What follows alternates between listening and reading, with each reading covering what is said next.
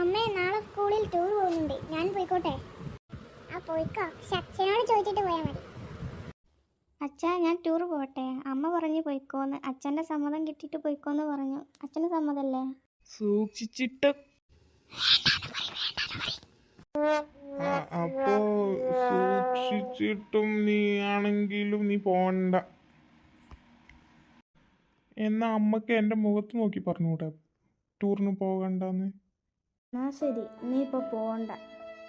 ടൂറിന് പോണവരൊക്കെ കൈ പൊന്തിക്കോ.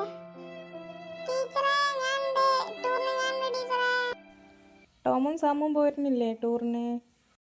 ഇല്ല ടീച്ചറെ, കൊടൈക്കനാലല്ലേ, അവിടെയൊക്കെ ഞങ്ങൾ ഒരുപാട് പ്രാവശ്യം പോയതാ. എനിക്ക് പിന്നെ തണുപ്പ് പറ്റില്ലല്ലോ ടീച്ചറെ, അതുകൊണ്ടാണ് ഞാനില്ലാത്തത്.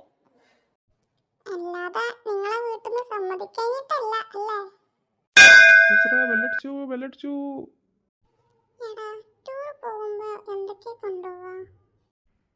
നീ വെറുതെ ഇങ്ങനെ കൊതിപ്പിക്കല്ലേ ഓരോന്ന് പറഞ്ഞിട്ട്. അല്ല പിന്നെ വെറുതെ ഇങ്ങനെ ഓരോന്ന് പറയാനായിട്ട്. എടാ, നമ്മൾ മഞ്ഞുമ്മൽ ബോയ്സ് കാണാൻ പോയാലോ? ആ ഞാൻ റെഡി. ഞാനും വരും. അതിന് ഈ ടൂർ പോവില്ലേ? അത് പൊളിച്ചു. നാളെ അപ്പോ നമുക്ക് ഒരുമിച്ച് മഞ്ഞുമ്മൽ ബോയ്സ് കാണാം. എങ്ങോട്ടാ കുട്ടികളാ പോവണ്ടേ? ഒന്ന് വേഗം പറ. നേരെ ടോമുന്റെ വീട്ടിലേക്ക് വിട്ടോളൂ. ആരാ ഈ ടോമ്? ടോമുന്റെ വീട് എവിടെയാണ്? ടോമിന്റെ വീട് സാമിന്റെ വീടിന്റെ അടുത്ത്. അപ്പൊ സാമിന്റെ വീട് എവിടെയാണ്? ടോമിന്റെ വീടിന്റെ അടുത്ത്. ഇത് വല്ലാത്തൊരു ഒരുപ്പുകളാണല്ലോ, അത് എവിടുന്ന് വന്നതാ? അങ്കിള് വിട്ടോ, വീടെത്തുമ്പോൾ ഞങ്ങൾ പറയാം.